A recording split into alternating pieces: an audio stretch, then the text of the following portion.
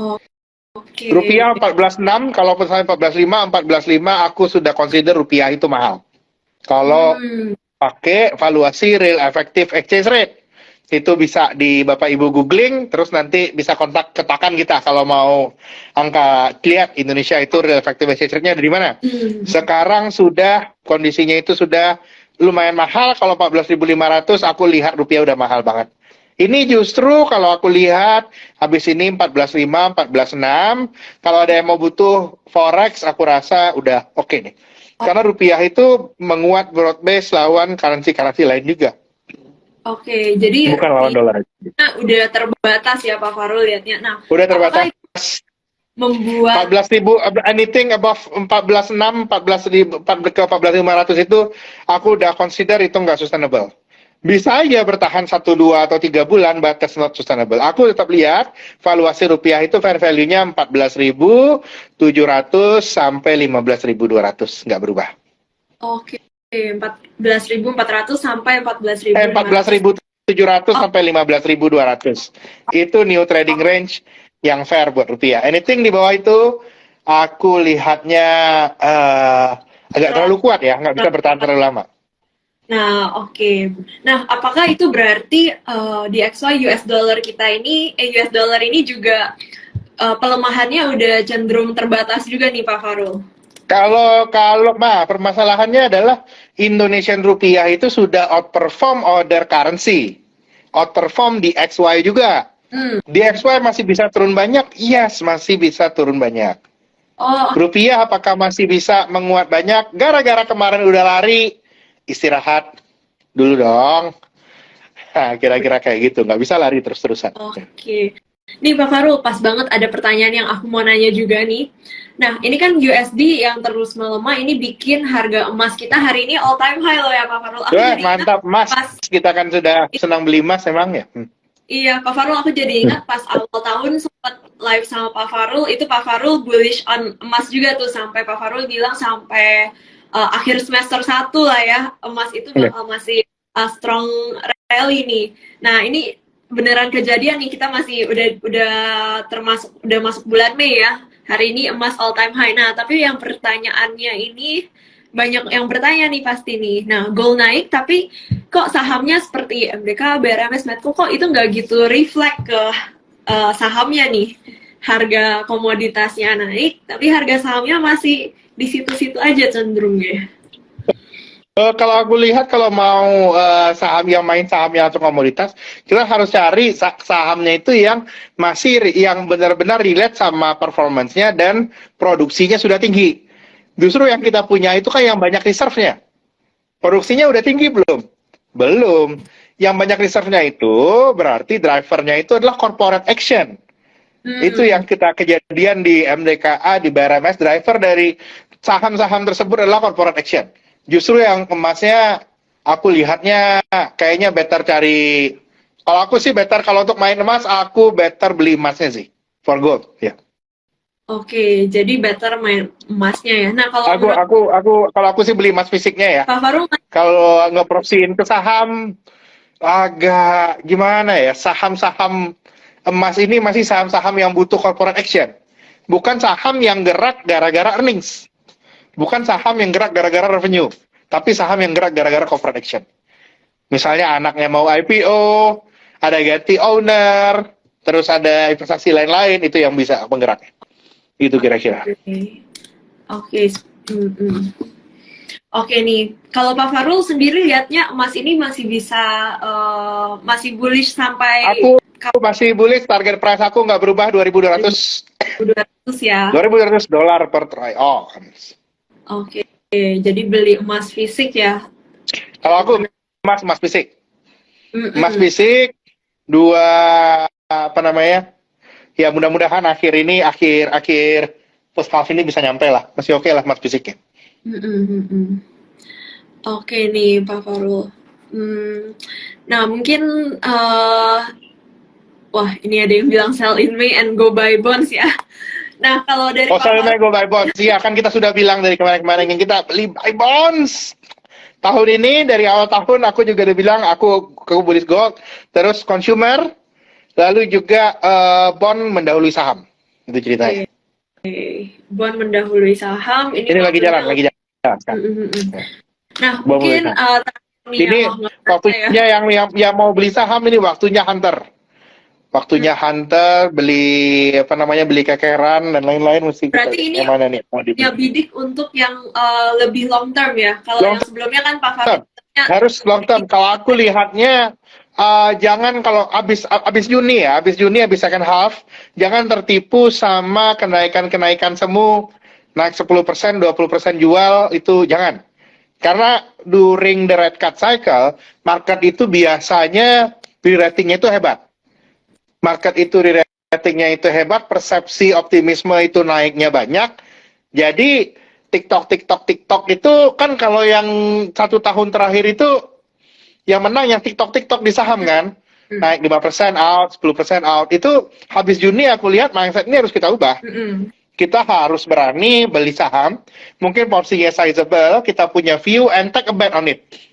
Karena ntar kalau bolak-balik kayak gitu, kayak waktu kita masih mikirin mindsetnya di sideways market, itu bakal nggak jalan di market yang bakalan berubah ini ke depannya. Wah, oke.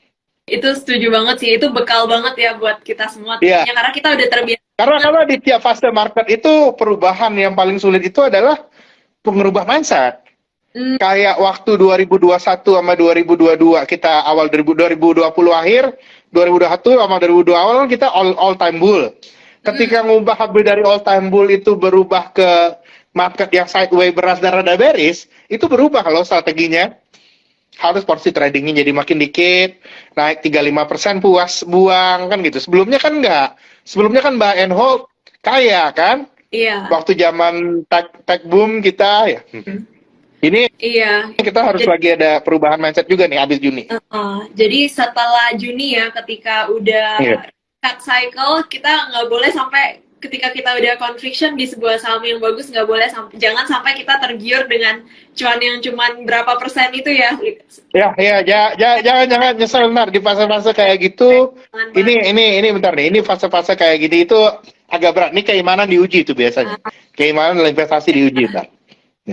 Iya, wah oke. Itu adalah bekal untuk kita ya menghadapi fase market berikutnya. Ini Pak Farul ada juga pertanyaan yang menarik nih Pak Farul. How you see oil price globally nih Pak Farul, since OPEC ini udah decide to cut production yang mulai nanti? Aku lihat jangka pendek oil akan terbebani oleh resesi Amerika Serikat. Jadi global growth itu turun, jadinya harga oil juga agak turunan karena itu inflasi Amerika turun. Tapi jangka panjangnya oil itu masih undersupply. Dan tidak ada investasi baru yang masuk ke oil in the last 10 years. Jadinya aku lihat, kalau harga oil turun sekarang, jangan harap harga oil itu turun ke kepala 5, kepala 6, enggak. Kalaupun nyelup kepala 6 itu bentar, harusnya kita bisa lihat ada support lagi naik ke harga oil. Jadi oil naik lagi, turun lagi di bawah kepala 6 enggak. Aku lihatnya keseimbangan baru 70-90. Harusnya udah naik lagi habis ini. Oke, 70-90 ya. Jadi mungkin lebih lama di bawah itu ya Pak Farul. Lebih lama. Kalau mau expect turun dalam, ini bukan waktunya. Not this year. Mungkin 2026, 2027 turun dalam ya mungkin, tapi ini bukan waktunya turun. Ini masih ada supportnya lah ya. Lah ya, oke. Soalnya oil ini lumayan penting ya sebagai kiblat komoditas. Penting. Karena kalau oil turun, wah yang lain juga seperti hari ini batu bara ya, harga batu bara juga ikutan turun, Pak Farul. Benar. Jadinya kalau aku lihatnya ya itu cerita komoditas, saham komoditas, batu bara seperti yang aku bilang kemarin harus kita kurangin dulu. Consumer masih cakep. Retail masih cakep, aku masih suka banget. Bank, aku lihat BRI, the more yang lebih convince ya. Aku udah nggak bearish big banks lagi. Kemarin aku kan bearish big banks. Jadi semenjak kita lihat inflation turun, udah ada red cut, itu akan jadi penyelamat ke big banks. Itu yang kita lihat. Sama tadi kita juga ada mention sektor properti ya, terutama yang residential. Properti harus dilihat karena properti itu once itu jalan itu udah nggak ini lagi ya, udah tak terkejar Mbak biasanya. Iya. Sekali jalan nggak terkejar. di properti residential yang big names atau Pak Farul lebih lirik yang kecil-kecil nih, tapi yang ada project Aku lihat yang sedang. Permasalahannya gini, properti itu kalau kekecilan nggak bisa scale up, jualnya tipis. Kalau kegedean, kayak ada tuh emiten properti gede banget, jualannya susah. Jualannya susah, sahamnya juga berat naiknya. Aku lihat yang sedang-sedang aja. Yang sedang-sedangnya aja itu yang kayak gimana? Kayak developer yang dulu bikin Kelapa Gading. Itu sedang itu enak. Oke. Crispy, enak. Size-nya enak, market cap-nya enak, likuiditasnya enak. Iya benar. Benar juga udah pasti suka, gampang lah itu enak. Oke. Kalau yang lain itu too hard to digest, nggak gampang ya. Kalau yang recurring income, Pak Farul suka nggak? Yang recurring income-nya, porsi recurring income-nya cukup besar. Recurring income apa namanya ya oke sih kalau recurring income-nya gede. Kayak Pakuwon gitu ya oke sih. Tapi kalau mau nyari upside-nya yang paling gede yang residential yang jualan. Kayak Sumarekon itu aku masih suka ya. Oke. Nah, Sumarekon kita juga baru rilis research report ya. Iya. Oke, itu juga itu dia walaupun sekarang itu masih penuh keraguan, ini penuh keraguan di properti. Tapi walaupun penuh keraguan, aku suka. Aku udah mulai lihat nih kayaknya nggak mungkin nih jelek selamanya. Oke, tadi yang kita bilang ya, ini adalah kereta yang kalau nunggu mungkin lama, tapi kalau sekali jalan. Kalau nunggu lama, cuman sekali jalan lu udah nggak bisa ikutan naik lagi. Ya, itu dia masalahnya. Oke, ini pertanyaannya udah repeat ya, teman-teman. Tadi kita udah bahas batubara. Oh, ada yang nanya nih, sektor teknologi apakah bisa nge-drive IHSG? Seperti hari ini Goto naik 9% nih, Pak. Ya, teman-teman. Nah, itu karena ya buat kalau from trading perspektif ya selalu bakal ini gara-gara Goto dan temannya yang satu itu apa namanya? Goto dan temannya satu lagi itu ya memang itu yang ngedrive market sih pada dasarnya beberapa hari terakhir. Tapi kalau kita ngomong soal sektor teknologi, ini kan bobotnya untuk IHSG juga signifikan ya Pak Farul ya. Bobot terbesar kita masih ada di banking sama consumer ya paling ya Pak. Consumer, benar. Iya. Jadi mungkin tidak terlalu ya untuk teknologi. Nggak terlalu, cuman kan ada Goto. Goto kan gede banget. Kalau Gotonya naik, ya IHSG-nya naik, Tere. Sekarang gue udah kayak stres juga itu melihat Goto. Kenapa market turun? Oh, Gotonya turun. Aduh. Iya, nanti tanggal 11 Mei akan ada MSCI rebalancing ya teman-teman, dan itu Goto juga masuk. Manfaatkan. Udah paham kan caranya? Pasti udah sering dibahas di grup masing-masing. Gimana caranya how to trade MSCI rebalancing. Jangan lupa, karena itu ada seninya. Tidak selamanya yang dikatakan bagus adalah bagus dan tidak selamanya dikatakan jelek adalah jelek gitu. Tidak selamanya buy adalah buy, tidak selamanya sell adalah sell. Kira-kira seperti itu. Wah, ini market ya teman-teman. Seru banget nih bersama Pak Farul. Oke nih, wah nggak berasa nih kita udah mau ngobrol-ngobrol 1 jam ya. Mungkin kalau ada closing statement nih dari Pak Farul untuk ngerangkum nih apa yang kita ngomongin hari ini. Iya. Mungkin aku mau rangkum aja bahwa memang kita sudah berada di sudah mendekati waktunya pivot point the Fed. Itu yang ditunggu-tunggu oleh market. Dan pada dasarnya memang di Amerika itu udah ada kayak masalah the banking crisis. Karena itu dampak positif dari ekspektasi the Fed yang udah mulai nurun ini lebih banyak ke negara berkembang. Nah, apa masalah yang harus dibahas di Indonesia sekarang? Yang harus dibuktikan oleh Indonesia sekarang, ketika harga komoditas ini udah agak turunan, ekonomi kita nggak nyungsep lagi. Itu yang harus dijawab. Kalau ternyata memang bisa dibuktikan corporate performance itu di second quarter ini masih oke, kita deserve re-rating banyak. Tapi sahamnya di mana? Udah nggak segampang kayak kita nge-call zaman pandemi lagi. Udah nggak bisa, seluruh sektor kita beli aja. Nggak bisa, kita harus lihat sahamnya itu one by one. Itu ya kita lihat. Karena market kembali lagi ke normalnya. Dan kita juga harus ready dengan kembalinya market ke normalnya ini nanti tentunya banyak regulasi-regulasi dan kebiasaan-kebiasaan market yang akan berubah. Contohnya tadi sudah ada yang mention tentang ARB simetris. Wah, oke. Itu akan takut nge-hold saham waktu ARB simetris, benar. Takut, wajar. Tapi INKP dari 700 perak jadi 15.000 itu ketika ARB simetris, kawan-kawan. Oh, Hal luar jadi biasa itu terjadi ketika ARB simetris. ya. Marketnya lebih seru itu jadinya. Dan mau ada corporate action dan lain-lainnya itu, dan juga kegiatan yang bisa bikin cuan kotos itu lebih tinggi. Karena selalu jangan lupa bahwa memang kodratnya financial market itu high risk, high return. Kira-kira seperti itu. Iya. Dan juga kemarin itu bahwa ARB non simetris yang terjadi selama pandemi itu tidak akan selamanya. Kira-kira seperti itu. Kita udah harus lebih mature ya as a market. Sebagai investor kita harus lebih mature.